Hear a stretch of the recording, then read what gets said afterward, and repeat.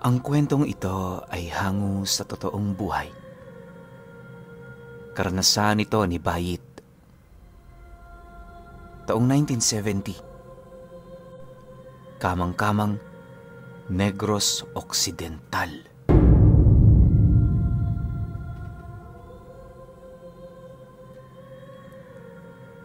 Matagal na panahon ng pagsasaka ang naging pamumuhay nila Bayit sa lugar. Mula sa kalulololohan niya, yun na talaga ang hanap buhay na alam ng kanilang pamilya. Maganda naman ang kita nila tuwing gapasan. Ang kaso lang merong isang problema. Kapag gapasan, hindi lang sila ang gumagapas. Meron pang ibang nilalang na halos ilang siglo nang itinataboy ng kanilang pamilya. Marami na rin silang paraan na sinubukan pero makukulit ang mga ito. Ayon sa mga albularyong napagtanungan nila, mga magnanakaw ng mutya ang mga nilalang na yon. Ang lupain kasing pinagsasakahan ng kanilang pamilya, sinasabi ng mga itong pusod ng lupa. At ang mga ganoong lugar, kadalasang nanganganak ng isang uri ng mutya na tinatawag na anino ng sinakulo. Isa itong uri ng mutya ng kaliwa na nabubuhay dahil sa pagkumpulan ng mga buto ng namayapang hayop at tao malapit sa pusod ng lupa. Napakadalang nitong makuha pero sino mang aswang ang swertehing makakuha nito, magtatangan ng kapangyarihan ng maranhig at karunungan ng mangkukulam. Sinasabi ng iba, ang anino ng sinakulo ay kabilang sa mga buhay na libreta. Yun nga lang, hindi ito maaaring tanganan ng tao buhat sa sumpang dala nito. Yon ang akala ng mga albularyo. Itong mga panahong ito, ang ama ni Bayit na si Pio ang kasalukuyang namamahala sa kanilang palayan. Magtatatlong dekada niya na yung pagmamay-ari kung saan yon ang nagsilbing hanap buhay ng kanyang ama para itaguyod silang 6 na magkakapatid. Panganay noon si Bayit at sa kanilang lahat, siya ang pinakamalapit sa tatay niya. Dahil dito, napilitan siyang itigil ang kanyang pag-aaral gawa ng wala na yung katuwang sa kanilang hanap buhay. Hindi nila itinuturing na isang negosyo ang palayang yon. Sa halip ang tawag nila dito ay hanap buhay. Para sa kanila, ang makakain kahit hindi kumikita sapat na. Mas importante rin ang makatulong kaysa naman magpakasasa ng merong natatapakan. Sa kanyang pagkakatanda noon, buwan ng Oktubre nang magsimula ang kanilang istorya na may kaugnayan sa mga nilalang na hindi nakikita. Alam niyo, Pinuno, ang pamilya ni Bayit kabilang sa mga pamilyang hindi naniniwala sa mga ganon. Naniniwala sila sa Diyos, pero sa mga aswang at sa mga demonyo, hindi. Nakakatawa man yun kung iisipin pero anong magagawa niya? Yon ang ipinamulat sa kanya. Isang araw, habang abala sila noon sa pagsasaka, may mga napapansin siyang kakaiba mula sa kinaroroonan ng kanyang ama. Minsan nasisipat niya yung walang ulo, habang may mga pagkakataon naman na nakikita niya yung parang nakalutang. Dahil sa nagkataong medyo puyat siya noon, pilit naman niyang ipinagsawalang bahala ang mga bagay na kanyang nasisilayan. Pero habang tumatagal, mas lalo lang yung lumalala sa puntong may mga nasisilayan na siyang ibang nilalang na nakatayo palibot sa kinaroroonan ng kanyang ama. Yung aksyon ng mga ito, parang nagdarasal. Nakakapangilabot din ang kanilang mga anyo, gawa ng kahit nakasuot yon ng talukbong, hindi niya maipagkakaila ang pangit na mga anyo nito. Paglalarawan ni Bayit sa mga nilalang na yon, di naman yun nalalayo sa wangis ng isang pangkaraniwang tao, pero sadyang kakaiba talaga ang itsura. Isipin nyo, yung mga binti nito parang pabaluktot, tapos ang kanilang mga kamay lagpas hanggang bewang. Nanggigitata din sa langis ang mga katawan nito na kahit malayo kitang-kita niyang yon ay tumutulo. Sa pagkakatanda rin ni Bayit, nasa 7 katao ang nilalang na pumalibot sa kanyang ama. Bawat isa sa mga ito, may mga suot na talukbong na may iba't ibang disenyo. Makalipas pa ang ilang minutong pagmamasid, laking gulat na lamang niya nang masipat niyang magsiluhuran ang mga nilalang na yon. Pagsilay niyang sinasamba na nito ang kanyang ama, dali-dali naman siyang kumaripas ng takbo habang sinisigawan ito ng, "Tay! Ano yung mga katabi mo? Hindi mo ba sila nakikita?" Pagkasigaw ni Bayit sa mga katagang yon, agad namang napasilay ang kanyang ama at kasabay nito ang pag-agnas ng mga nilalang na parang lupa. Sa isang kisap mata, wala na yon sa lugar. Dahil dito, agad namang lumapit ang ama niya sa kanya habang nagtatanong sa kanya ng, "Ano ba yung sinisigaw mo? Hindi mo ba nakikita may ginagawa ko rito? Anak, magtrabaho na muna tayo. Tsaka na yung mga kalokohan mo." Nang marinig naman ni Bayit ang sinabi ng kanyang ama, paulit-ulit naman siyang nagrason ukol sa kanyang mga nakita, pero ganun pa rin ang naisagot nito. Nang mapagtanto niyang wala yung balak sumunod, minabuti na lamang niyang manahimik. Akala niya hanggang doon na lamang ang kanyang mga nakita, pero paglayo naman niya sa kinaroroonan nito, muli niyang nasilayan ang mga nilalang. Sa puntong yon, hindi niya nakitang nakatayo lang ang kanyang ama. Sa halip, meron itong hinuhukay sa taniman nilang kakabaon lang ng mga binhi. Matapos naman niya yung makita, nagmamadali naman siyang nilapitan nito, at pagdating naman niya sa kinaroroonan ng kanyang ama, nasipat niya ang hawak-hawak nitong krus na may 3 pahalang na kahoy na nakaupo. Sa estado ng bagay na yon, napakaluma na nito. Balot na balot din yun sa putik, pero sa kabila nito, hindi nila yon nakitaan ng pagkarupok. Pagkakuha naman dito ng kanyang ama, agad nitong hiniga sa kanya ang damit niyang kulay pula.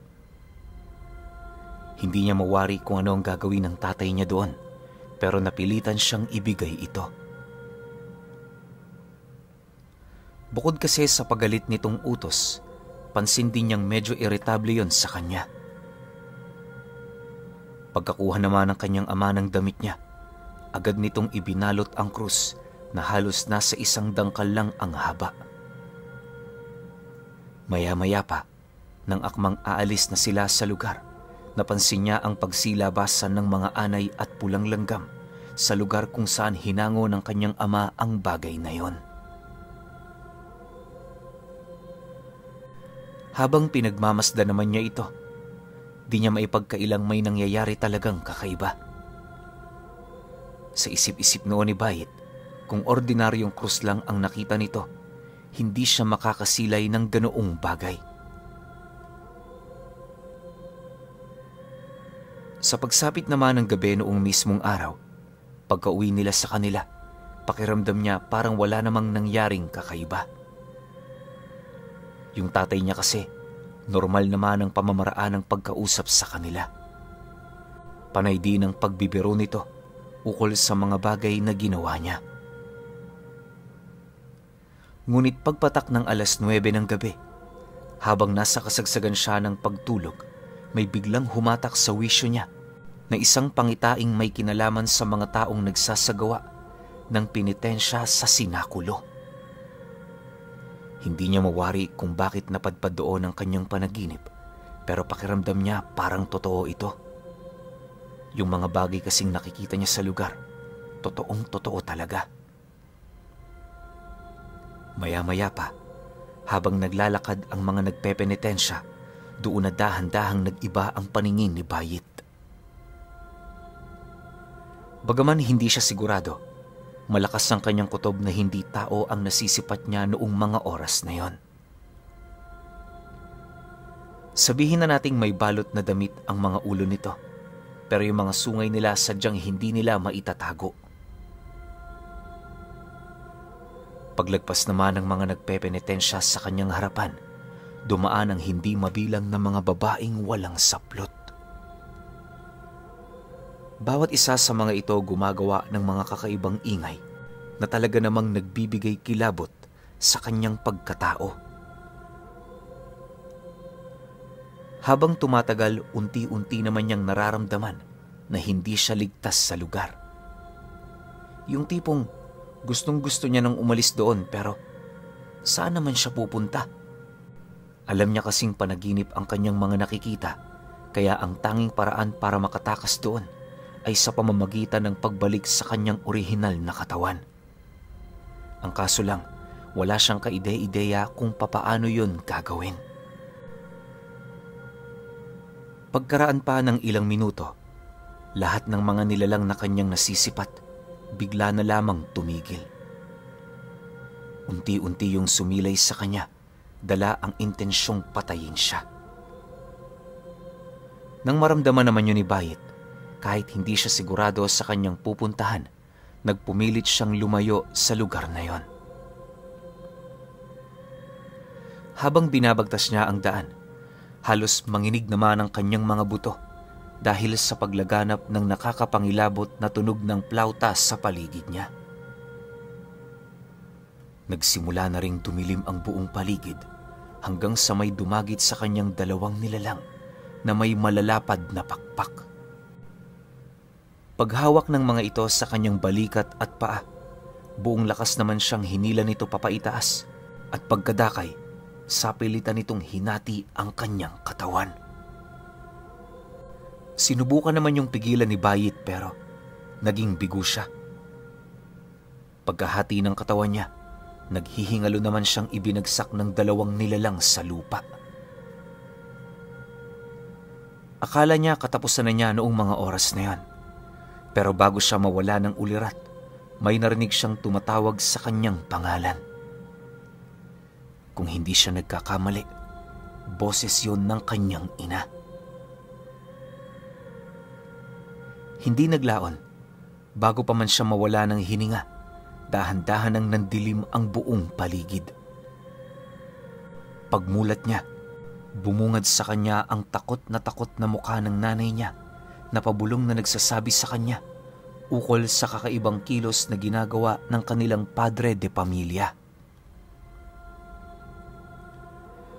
Ayon dito na nasa labas ng bahay yung tatay niya, may kausap na mga panauhing di naman nila kilala. Mariin din itong inilahad, kakaiba ang amoy ng mga taong yon, at kapag sinusubukan niya yung titigan, bigla na lamang nanginginig ang kanyang katawan, dala ng matinding takot. Dagdag pa nito na naglalabas siya ng kakaibang baho sa katawan, kung kaya't hindi maipagkakaila ng nanay niya ang hinala nito ukol sa mga panauhing yon na maaaring isa yung aswang. Sa pagpapatuloy naman ng kanilang pag-uusap, kahit aminado siyang hindi siya naniniwala sa mga ganoong uri ng nilalang, hindi niya maipagkakaila ang mga bagay na nakita ng kanyang mga mata. Pagsilip niya kasi noon sa siwang ng bahay nila, bumungad sa kanya ang 7 nilalang na nakita niya sa palayan. Ngunit sa pagkakataong yon, wala na yung mga talukbong maging saplot sa katawan. Sa kanyang pagmamasid, napansin niyang sumasayaw ang mga nilalang na yon papaikot sa kanyang ama. Yung tatay naman niya, itinataas yung krus na nakuha nito habang nagkukulay dugo ang mga mata. Maya-maya pa, nang hindi na niya maatim ang mga pangyayaring yon, naglakas loob siyang sigawan ito na siyang naging sanhi upang kumaripas ng takbo papalayo ang mga nilalang na bumisita rito. Sa pagbalik ng katahimikan sa paligid, napansin naman niyang takang-taka yung tatay niya ukol sa pinaggagawa nito. Hindi naglaon nang akmang papasok na yon sa kanilang pamamahay, dali-dali naman niya yung sinalubong at pagbukas niya ng pinto, nagtataka naman siyang nagwika rito ng, "Tay, anong ginagawa mo dyan sa labas? May mga dapat ba kaming malaman? Magmula noong makuha mo yan, marami nang napapansin kong pagbabago sa'yo. Kung may maitulong kami, sana naman pagbigyan mo."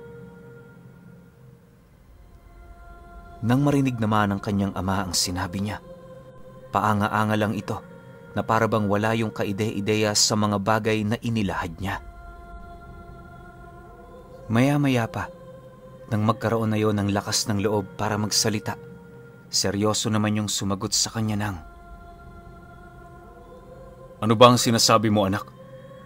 Lumabas lang ako para umihi." "Bakit? Anong gusto mo? Diyan ako sa loob maglabas ng dumi ko?" "Sige na anak, pumasok ka na. Pagod lang yan."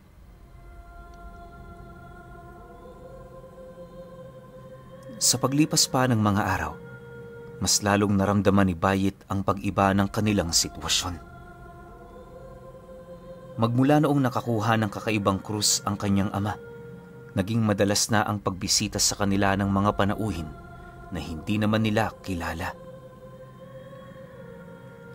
Ang mas nakakapangilabot pa sa lahat ay yung mga puntong nagdadala ang mga ito ng mga karne na parang bulok na ang amoy, tapos may tumutulong napakaitim na dugo.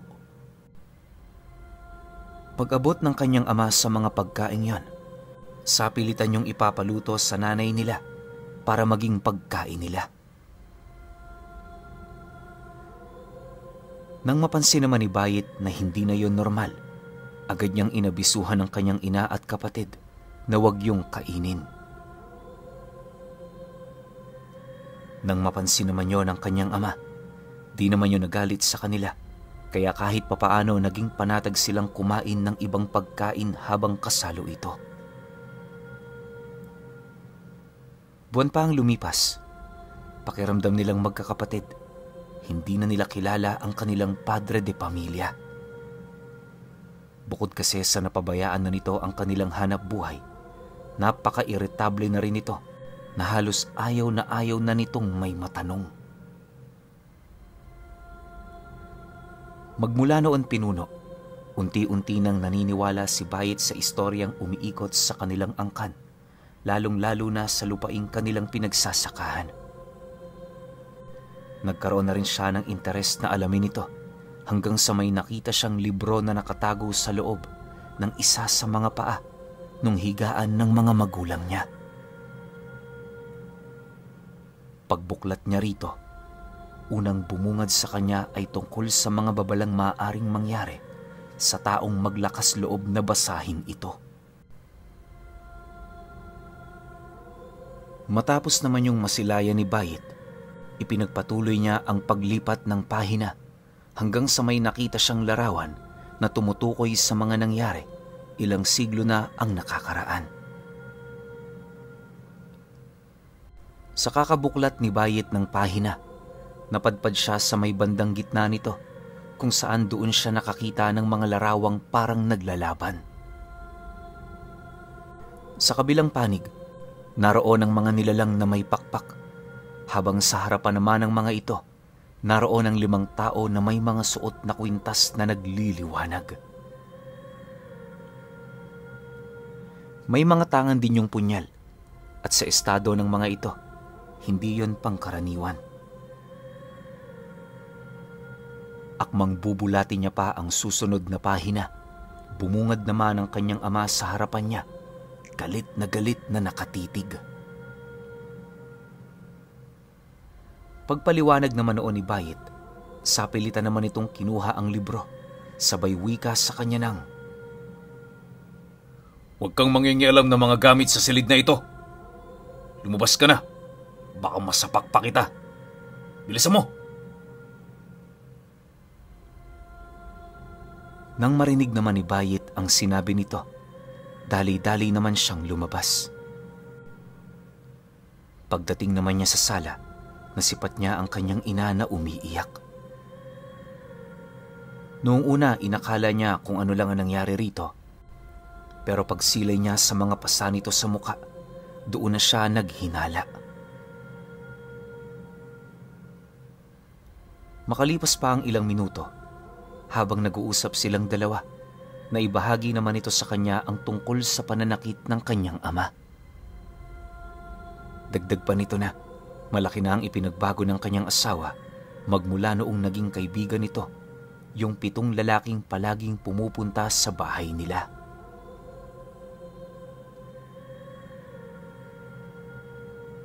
Bayit, dito ka lang sa bahay May pupuntahan lang ako. Bantayan mo ang mga kapatid mo, lalong-lalo na kung nandito yung mga kaibigan ng tatay mo. Baka abutin ako ng 1 linggo roon. Ikaw na ang bahala rito. Pabulong na wika ng nanay niya sa kanya. Nang marinig naman ni Bayit ang sinabi nito, tumangulang naman siya kahit gulong-gulo na yung isip niya. Ang pakiramdam niya noon, parang may kung anong sigalot na kinakaharap ang kanyang pamilya na hindi niya nakikita. Matapos naman nilang mag-usap, sakto naman ang paglabas ng kanyang ama, kaya na may dali-dali niyang nilapitan ito para sana'y kausapin. Ngunit sa kasamaang palad, nanatili pa rin yung iritable habang kaharap siya. Nang mapagtanto naman yun ni Bayit, nagdesisyon na lamang siyang lumabas para magpahangin. Kinahapunan noong mismong araw na yon, palihim ngang umalis sa kanila yung nanay niya. Bagaman hindi na nila yon nakasama sa hapunan, nakapagtataka namang di ito hinanap ng kanyang ama. Noon kasing matino pa ito, tuwing umuuwi yon galing bukid, lagi nitong hinahanap ang kanyang asawa. 2 araw pa ang lumipas, naging abala naman siya sa pag-aasikaso sa kanyang mga kapatid. Nagkataon kasi noong hindi naglalagi sa bahay nila ang kanyang ama, kaya wala siyang ibang nakakatuwang sa pag-aalaga. Akala ni Bayit, ganun lang ang mangyayari sa kanila, pero sa pagsapit ng gabi noong mismong araw na yon, naganap ang isa sa mga pangyayaring hinding-hindi niya makakalimutan. Habang nagpapatulog siya sa kanyang mga kapatid, padabog namang kumatok at sumigaw ang kanyang ama sa pintuan ng bahay nila. Panay din ang ginawa nitong pagmumura na parabang ayaw na ayaw nitong pinaghihintay siya. Nang marinig naman yun ni Bayit, dali-dali naman niyang binuksan ang pinto habang mangiyak-ngiyak doong humihingi ng tawad. Pagsilay naman niya sa mga kasama ng kanyang ama, muli na naman niyang nasipat ang 7 lalaking una niyang nakita sa palayan nila. Sa likurang bahagi ng mga ito, may hila-hila yung sako na parabang naglalaman ng isang buhay na hayop. Siyempre dahil sa wala naman siyang ideya kung ano ang laman nito, pinili niyang yon ay ipagsawalang bahala. Akala niya, iiwan ng mga ito ang sako pero pumasok yun sa bahay nila na dala-dala ito. Pagdating nito sa hapagkainan, binuksan nito ang sako at doon tumambad sa kanya ang isang batang lalaki na nasa edad 7 anyos. Balot na balot yon ng dugo at may mga saksak yon sa kaliwang bahagi ng binti. Hindi na rin ito gaanong makapagsalita dahil sa bibig nitong sabog na. Matapos naman niyang masilayan ng bata, galit naman niyang sinigawa ng kanyang ama dahil sa krimeng ginawa nito. Habang nag-ieskandalo itong si Bayit, wala namang pake ang 7 nilalang hanggang sa nasipat niya ang isa sa mga ito na naghubad ng muka. Tama kayo nang narinig. Hinubad ng nilalang na yon ang mismong pagmumuka nito. Kahit nga siya noon, hindi makapaniwala, pero anong magagawa niya? Sariling mga mata na niya ang nakakita. Maya-maya pa, bumungad sa kanya ang wangis ng nilalang na merong nagbabagang simbolo sa noo nito, nakahalintulad ng krus na nakuha ng tatay niyang si Pio. Pag-ungol naman ng nilalang na yon, agad nitong inundaya ng saksak ang batang nasa hapag, dahilan para mawalan yon ng buhay. Matapos naman yung gawin ng nilalang, harap-harapan naman yung umungol sa kanya habang nagsasabi ng, "Huwag mong sigawan ang ama mo. Pasaway kang bata ka. Maging mabait ka kung ayaw mong isunod ka namin dito." Pagkalahad naman ng mga nilalang sa mga katagang yon, dinukot nito ang puso ng bata na tumitibok pa ng bahagya. Dahan-dahan niya itong itinaas hanggang sa lamunin na niya ito ng buo. Nang masipat naman yun ni Bayit, bigla namang nanginig ang kanyang 2 tuhod hanggang sa malupasay na siya sa lupa. Pagbaling naman niya sa kanyang ama, gulat naman siya nang masipat niya yung tumatawa-tawa na para bang wala man lang yung nakitang kakaiba. Ilang minuto pa ang lumipas.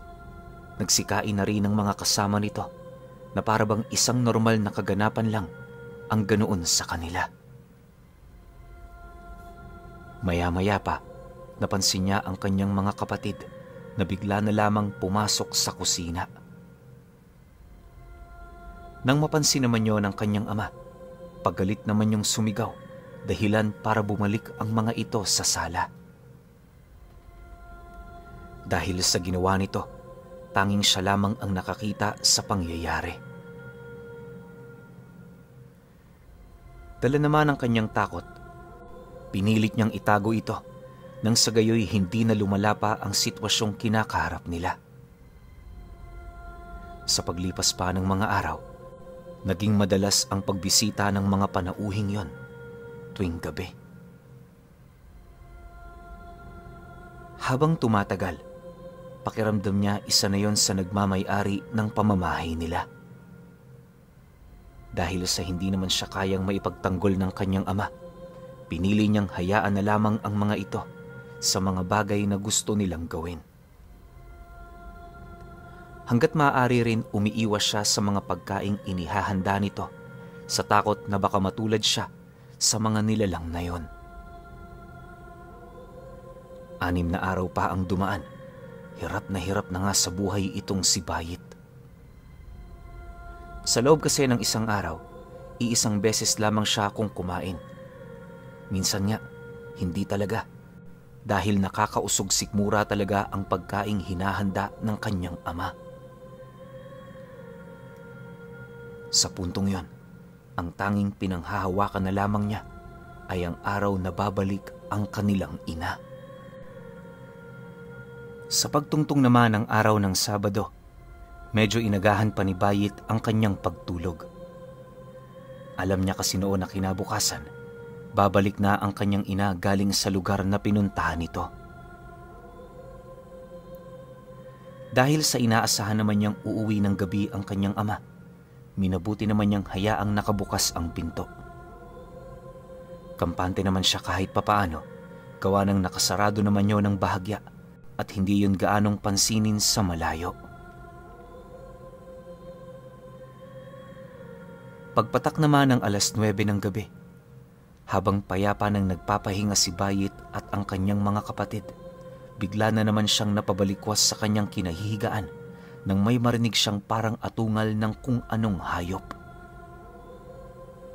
Alam niyang nasa labas lang yon ang bahay nila, kung kaya't dali-dali naman siyang tumayo para bumangon.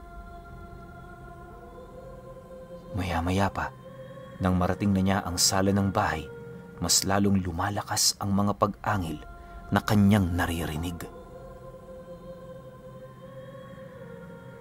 Pagsilay naman niya sa bakuran ng bahay nila, laking gulat na lamang niya nang masipat niya ang kanyang ama, nakaluhod sa harapan ng 7 nilalang, habang taas-taas ang krus na nakita nito sa palayan.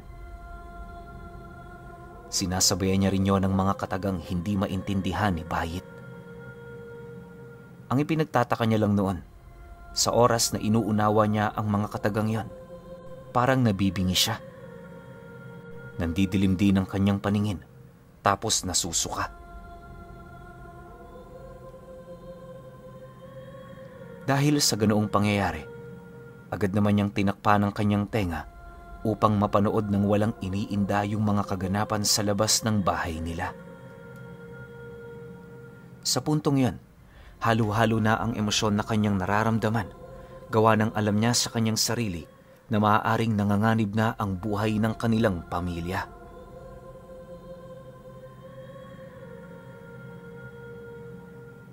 Pagkaraan pa ng ilang minutong pagmamasid, nasipat niya ang 2 sa mga kaibigan nito na bigla na lamang napahawak ang mga kamay sa lupa. Nagsimula rin yung umungol hanggang sa hindi naglaon umusli sa likod ng mga ito ang mga pakpak nilang gawa sa balat. Mabilis ding nabago ang wangis ng mga nilalang na yon, at sa pagkumpas ng kanilang mga pakpak, mabilis yung naglaho sa bakuran ng kanilang bahay. Segundo lang ang dumaan, may naramdaman siyang pagkumpas ng mga pakpak sa bubong ng bahay nila, at kalaunay muli na namang lumapag ang 2. Subalit sa pagkakataong yon, may tangan-tangan na yung 2 lalaki na pawang nag-aagaw buhay na. Ilang beses nitong sinubukang magpumiglas mula sa pagkakasakmal sa kanila ng nilalang, pero napaka-imposible nito. Bukod kasi sa baon na baon sa kanilang mga leeg ang pangil ng mga nilalang na yon, mahigpit din ang pagkakahawak ng mga paa at kamay nito sa kanilang mga katawan. Paglapag naman ng 2, agad naman itong dinukot ang puso ng taong tangan-tangan nila, sabay abot nito sa kanyang ama. Akala ni Bayit hindi yun kukunin ng tatay niya, pero ilang segundo pa ang lumipas, walang pagdadalawang isip naman yung kinuha ng ama niya. Pag-amoy niya nito ng 1 beses, agad naman niya yung nilantakan hanggang sa wala na doong natira. Matapos naman niyang masaksihan ang ganoong pangyayari, nagmamadali naman siyang gumapang papasok sa loob ng kanilang silid. Takot na takot itong si Bayit. Sinubukan niyang magpatay mali siya, nang sa gayoy hindi nito mapansin na gising siya. Kinabukasan mag-aalas 5 pa lamang ng madaling araw. Kagaya ng inaasahan, dumating ang kanyang ina.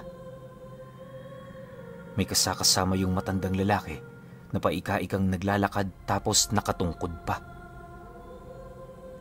Gayunpaman, sa kabila ng kanyang nasilayan, alam niyang hindi yun pangkaraniwan. Naniniwala siyang espesyal ito sa aspetong hindi niya pa natutuklasan. Pagpasok naman ng 2 sa loob ng bahay nila, nagpagpag ng damit ang matanda. May inihip din yung usal sa tabi ng pinto nila bago yun pumasok.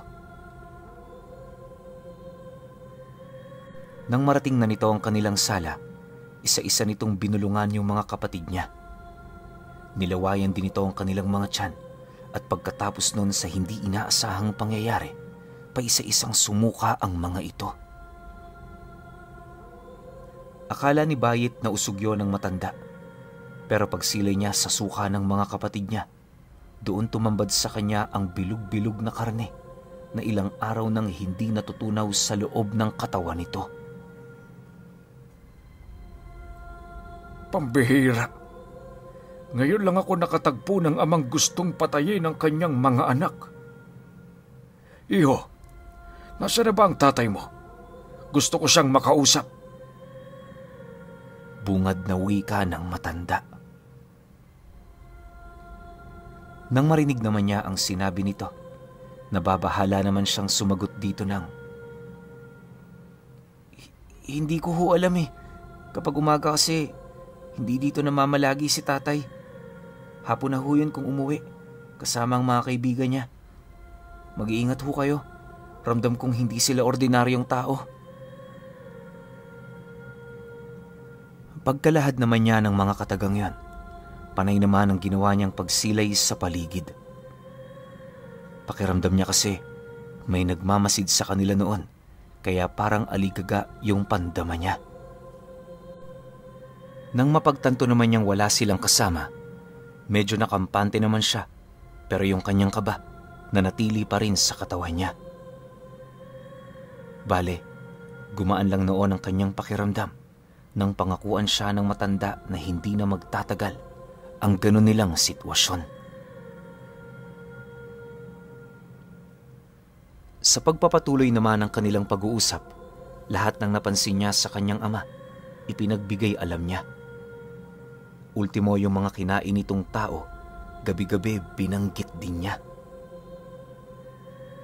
Para kay Bayit, hindi na mahalaga kung ituring man siyang baliw nito, basta ang importante masabi niya ang totoo. Akala nga niya tatawanan lang siya ng matanda, pero matapos niyang mailahad ang lahat ng kanyang nalaman, umupo yun sa kanyang harapan na nagsasabi ng, Pasensya ka na at nahuli kami ng pag-uwi. Hayaan mo, mamaya tutuldukan ko na ang bangungot na ito. Ilang oras pa ang lumipas, muli na namang sumapit ang hapon. Hindi naglaon, tumungtong ang takip silim at pagpatak ng 7:00 ng gabi, muli na naman silang nakarinig ng mga kakaibang kalabog sa paligid. Yung mga kapatid niya, nagsuka na naman ng mga karning mag-iisang linggo nilang kinain.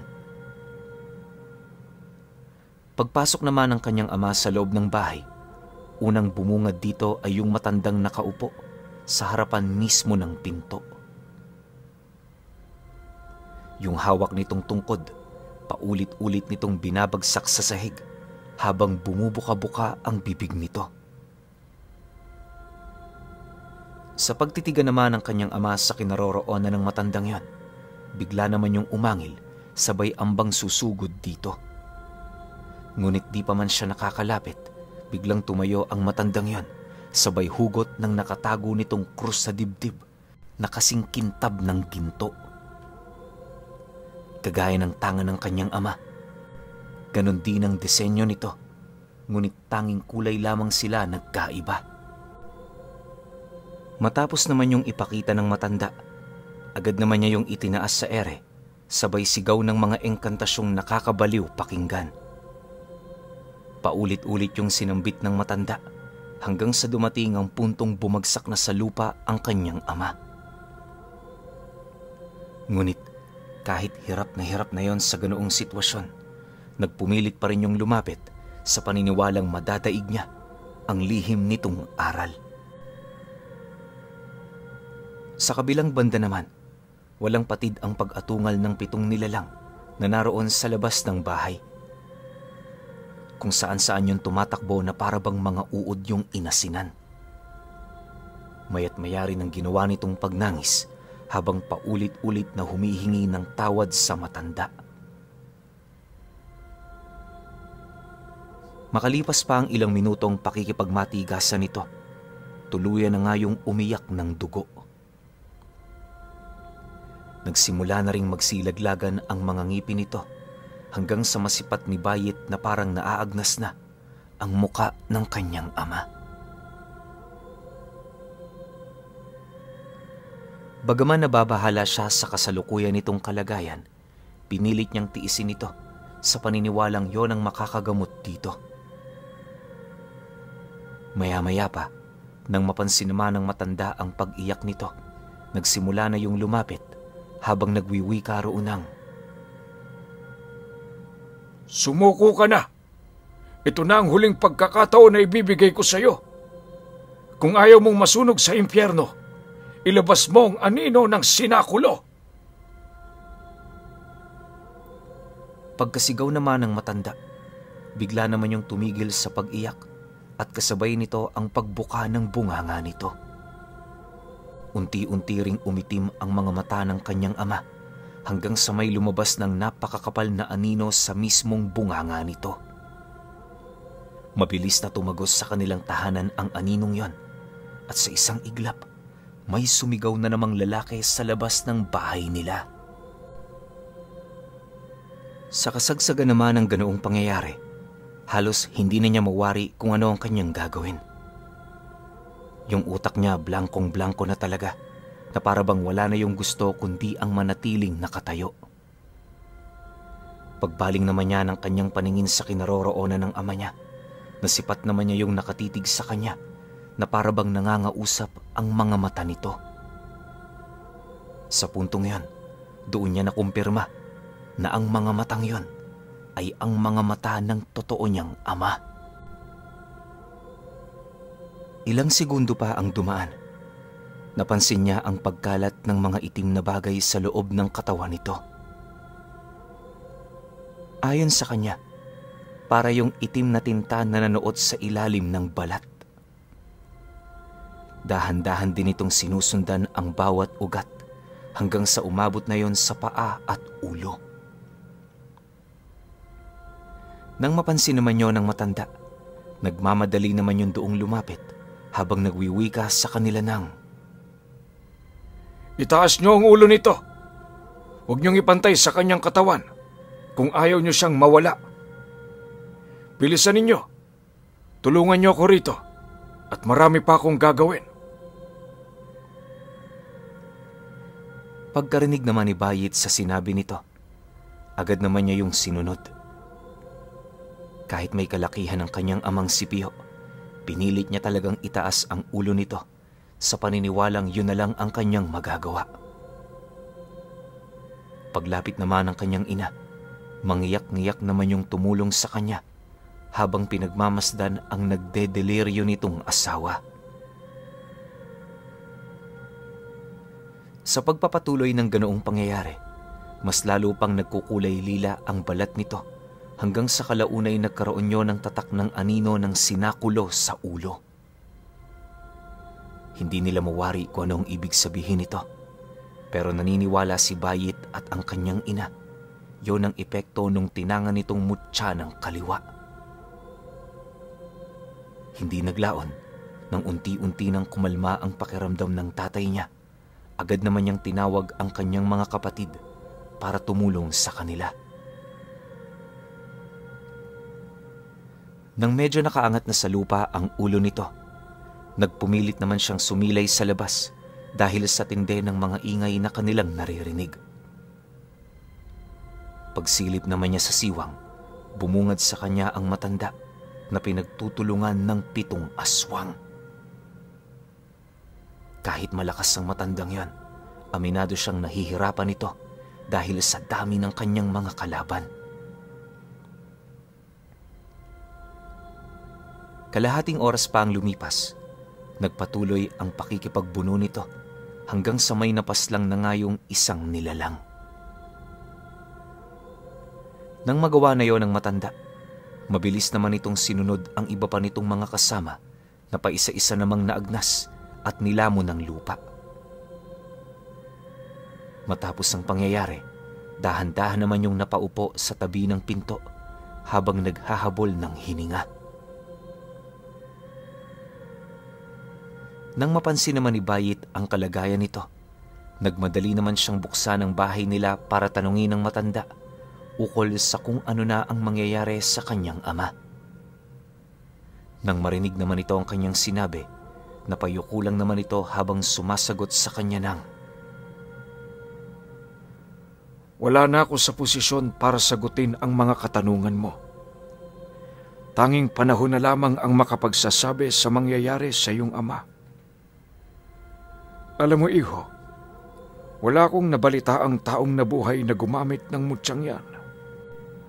Ang anino ng sinakulo, para yang lason na makamandag ng banakon. Sa oras na mahawakan mo ito, para ka na ring natuklaw, at ang tanging paraan para makatakas ay ang kamatayan. Pasensya ka na, iho. Wala na akong magagawa dyan. Kaya ako na parito ay para matuldukan ang gulong kinakaharap ninyo. Nang marinig naman ni Bayit ang sinabi nito, abot langit naman ang kanyang pag-aalala para sa kanyang ama.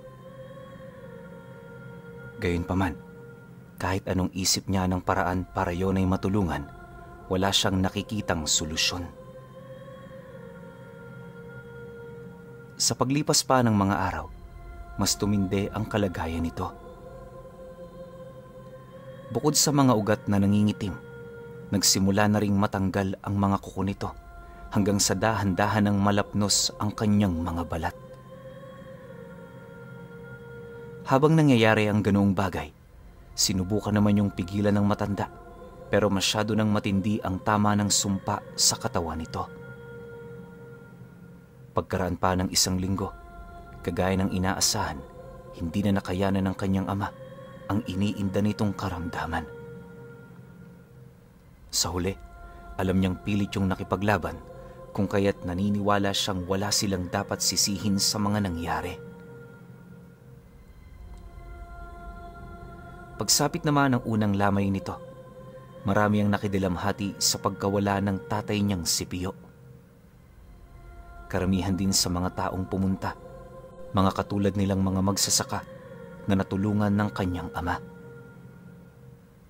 Akala nga niya noon na dahil sa pagkamatay nito matitigil na ang bukod tangi nilang karanasan, pero lingid sa kanyang kaalaman, meron pa palang paparating. Pagtungtong ng 5 araw ng lamay ng tatay niya, inabisuhan sila ng matanda na gumawa ng maraming siga papaikot sa bahay nila. Ilang araw na kasi yung nakakaramdam ng mga umaaligid na balbal na maaaring iilan lamang sa nakakalanghap ng amoy ng labi ng tatay niya. Ayon sa matanda, na para sa mga nilalang na nasa panig ng kaliwa, parang sanggol ang baho ng labi nito. Pangkaraniwan na marami doon ang magkaroon ng interes dahil sa natitirang bakas ng mutya ng anino ng sinakulo. Dagdag pa nito na kung hahayaan nila yung maisahan sila, paniguradong marami ang magsasakripisyo buhat sa kanilang kapabayaan. Siyempre ayaw naman yung mangyari ng matanda, lalo pat matagal na rin itong hinahangad na mapigilan ang mutsyang yon. Nang marinig naman nila ang sinabi nito, dali-dali naman silang lumabas ng bahay para gumawa ng malaking siga. Nagpausok din sila noon ng balat ng niyog upang itaboy ang iba pang mga nilalang na nagnanais na makigulo. Matapos naman yung magawa ni Bayit at ng 2 niyang kapatid, minabuti naman nilang manatili sa labas para magmasid. Upang masiguro din nila ang kanilang kaligtasan, nagdala sila noon ng mga sundang, panaga sa mga nilalang na kanilang masisilayan. Kahit may bakas ng takot sa kanilang katawan, pinili nilang pangibabawan ito. Habang lumalalim pa ang gabi, unti-unti na ring namamatay ang ginawa nilang siga. Napakadilim na noon sa paligid, gawa ng gasera lamang ang nasa loob ng kanilang bahay. Ang iba naman, sa tambayan ng mga nakikilamay, nang sa gayoy maging maliwanag naman doon kahit papaano. Kumbaga, nakakalat lang yung iilang piraso nila ng gasera. Makalipas pa ang ilang minutong pagmamasid, bahagya naman siyang napatahimik nang may masipat siyang mga pulang liwanag sa looban ng talahib. Noong una, hindi pa siya sigurado kung ano ito, pero nang mag-umpisa na yung gumalaw, doon na siya nagkaroon ng katakatakot na pakiramdam. Sa isip-isip niya, iisang nilalang lamang ang may ganoong mata at yun ay walang iba kundi mga aswang. Maya-maya pa, nang makarinig na sila ng atungal ng baboy na parang kinakatay, napilitan naman silang tumakbo pabalik upang humingi ng tulong. Yung kanyang mga kapatid noon, takot na, kaya ang ginawa niya, pinapasok na niya ang mga ito para magtago. Siya naman noon, matapang na sumama sa matanda, dala-dala ang sundang at gasera. Hindi naglaon, nang marating na nila ang likurang bahagi ng bahay, may nasipat sila doong dambuhalang mga aso na nakaupo habang abala sa pagdidila ng mga kamay nito. Pagsilay naman ng mga nilalang na yon sa kanila, dali-dali naman yung tumayo habang nag-aangil. Nang mapagtanto naman ng matanda na isa yung balbal, walang pagdadalawang isip naman siya nitong inutusan na bumalik sa lugar kung saan nakalagak ang bangkay ng kanyang ama. Nagkataon kasing sa labas lang yun pinaglamayan, kaya naman kung may makakalusot sa kanila, paniguradong madali nitong makukuha ang bangkay. Sa pagdating naman niya sa kinaroroonan ng ataul, napansin naman niyang wala na roong katao-tao. Yung bahay nila sarado na dahil yung mga nakilamay na nanggaling sa malayo doon nagtago. Ilang beses na din niya yung sinigawa na buksan ng pinto, pero walang sumagot sa kanyang pagtawag. Sa isip-isip niya, bahala na ako anong mangyari sa kanya. Basta ang importante, mabantayan niya ang bangkay ng kanyang ama. Ilang segundo pa ang dumaan. Kagaya ng inaasahan, binalot na naman ng mga sigaw at pag-iyak ang kabuuan ng kanilang bahay. Sa sobrang dami doong nangyayari, halos hindi na niya alam kung ano ang kanyang gagawin. Sa pagpapatuloy naman ng kanyang pagmamasid, dahan-dahan naman niyang napansin ang mga pagaspas-pas sa buong paligid. Yung tipong nasisipat niyang nagsisihawi na noon ang mga talahib, pero wala siyang nakikitang dumaraan. Hindi lang yon, nagsimula na ring magsayawan ang mga sanga ng puno sa paligid, indikasyon na malapit na sa kanya ang mga nilalang na yon.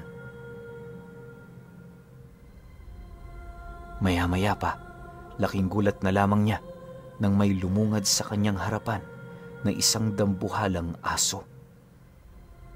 Nanlilisik ang mga mata nito tapos meron yung dalawang matatalas na pangil sa may bandang nguso. Agaw pansin din ng mga kalamnan nito na nakaumbok sa buo nitong katawan. Matapos naman yung masilayan ni Bayit, hindi naman niya maiwasang manginig ang kanyang mga tuhod at nung akmang papatakbo na siya, naalala niya ang labi ng kanyang ama. Dahil dito, sinikap niyang manatili sa tabi nito, alang-alang sa mga masasaya nilang alaala noong nabubuhay pa ito. Kahit wala siyang ideya kung papaano matalo ang nilalang na yon, buong tapang niya yung hinarap. Nang mapansin naman ng nilalang ang kanyang ginawa, panay naman ang naging pag-angil nito sa kanyang harapan na para bang sinusubukan siya nitong sindakin. Ngunit imbis na matakot, sinagot naman niya yon ng isang malakas na pagsigaw, kung saan yun naman ang naging hudyat para sugurin niya yon ng walang pag-aalinlangan. Pagsilay naman ng nilalang sa kanyang ginawa, mabilis naman yung sumalubong sa kanya, dahilan para lumundag yon upang sakmalin siya.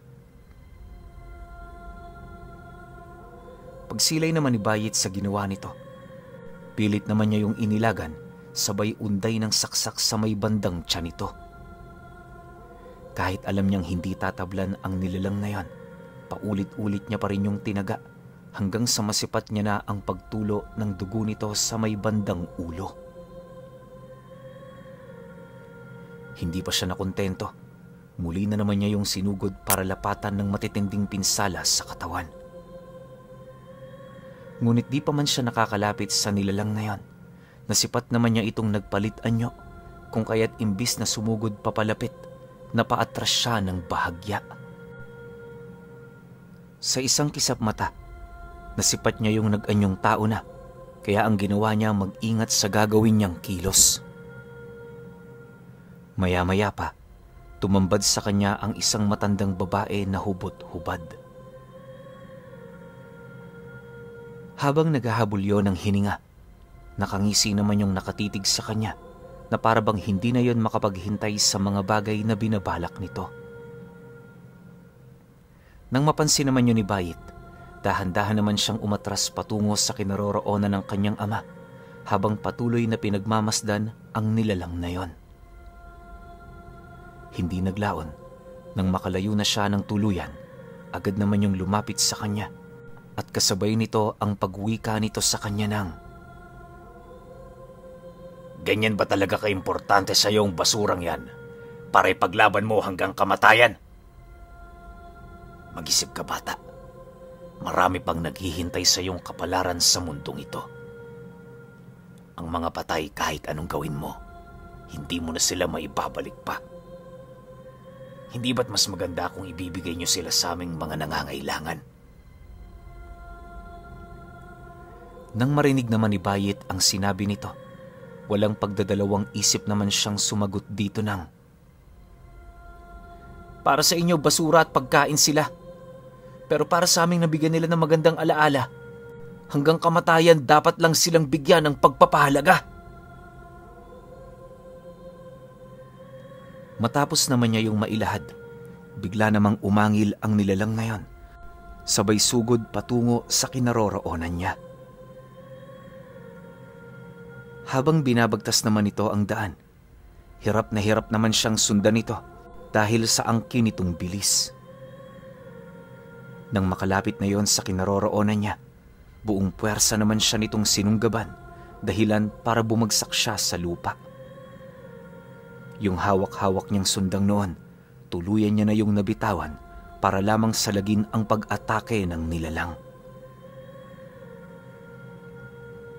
Sa kasagsagan naman ng kanilang pagbubuno, pakiramdam noon ni Bayit, malapit na siyang mamatay.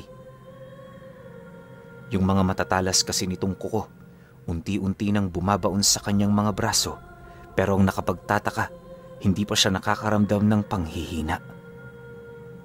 Sa katunayan, nagpatuloy pa ang pagbubuno nila sa loob ng 10 minuto hanggang sa bigla na lamang lumupaypay ang kanyang mga braso. Pagbagsak naman ito sa lupa, kitang-kita naman niya ang pag-amba ng saksak ng matanda na siya namang ikinagulat niya. Nang akmang babao na yon sa kanyang katawan, lahat ng masasayang alaalang kasama ang kanyang pamilya na numbalik sa kanyang memorya. Akala nga niya noon, katapusan na niya, pero bago pa man lumapat ang matatalas nitong kuko sa kanyang dibdib, bigla yung naputol ng matandang hiningian nila ng tulong. Pagkatapyas ng braso nito, mabilis naman yung umatras sa kinaroroonan niya habang paulit-ulit yung sumisigaw. Sinubukan din itong magmakaawa sa matanda, pero bago pa man yun makapagsalita, nahati na ang balikat nito patungo sa may bandang dibdib. Dahil sa tindi ng pinsalang natamo nito, mabilis naman yung bumagsak sa lupa habang naghihingalo. Pagharap naman noon ng matanda, walang habas niya pa yung pinagtatataga hanggang sa kumalat na sa paligid ang mga itim na dugo nito. Kumalas na rin ang ulo ng nilalang na yon na siya namang sinipa pa papalayo ng matanda. Sa pagbalik naman ng katahimikan sa buong lugar, agad naman yung lumapit sa kanya para tumulong. Matindi ang pinsalang natamo noon ni Bayit, kaya ang tanging paraan para maisalba ang kanyang buhay, putulin ang kanyang kaliwang braso. Tinanggal din ito ang kanyang 3 daliri sa kanyang kanang kamay, gawa ng durug-durug na ang mga butong nakakonekta rito. Isipin ninyo kung gaano kasakit yung pinagdaanan ni Bayit. Sa pilitang tinanggal ng matanda ang mga galamay niya na wala man lang pampamanhid.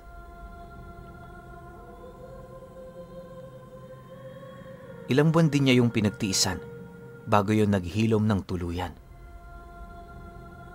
Sa paglipas pa ng mga linggo, kahit papaano unti-unti naman nilang nakakalimutan ang malagim na pangyayari. Sa unang 2 linggo, palaging dinadalaw siya ng bangungot tuwing gabi, kaya na may laging nakaantabay ang kanyang ina. Awa naman ng Diyos, nalagpasan niya ang pagsubok na yon nang walang nangyayari sa kanya. Marami man ang nagtanong ukol sa sinapit noon ni Bayit, lahat yon hindi na nila ninais pang sagutan. Wala na rin silang pakialam sa mga kumakalat na haka-haka, basta ang tangi lang nilang hangad, mabuhay ng maayos at matiwasay ang kanilang pamilya. Taon pa ang lumipas, kahit mahirap ang buhay nila, pinilit nila yung itaguyod sa pamamagitan ng pagsasaka. Ang matanda namang tumulong sa kanila, taon-taon bumibisita para tingnan ang kasalukuyang nangyayari sa kanilang palayan. Maraming bagay pa kasi yung ikinakatakot at isinaalang-alang, kaya kinakailangan nitong pag-aralan ang lupaing yon.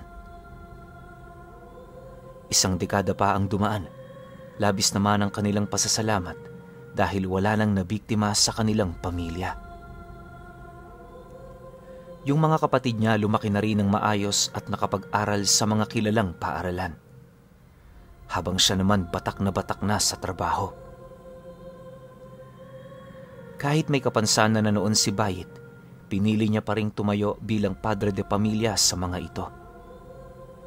Ayon sa kanya, wala na siyang pakialam sa kanyang hinaharap, basta ang importante makita niyang nasa mabuting mga buhay ang kanyang mga kapatid. Yun na lamang ang kanyang hiling bago yun umalis sa poder ng kaniyang ina. Alam niyo, Pinuno, magmula noong naranasan niya ang mga ganoong bagay, marami nang nagbago sa kanya. Tuwing nagsasaka rin siya, palagi siyang nagdodoble ingat sa takot na baka makita niya o makuha niya yung tinatawag nilang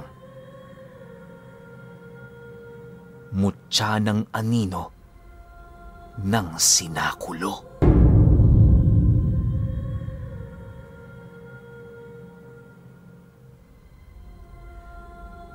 Okay.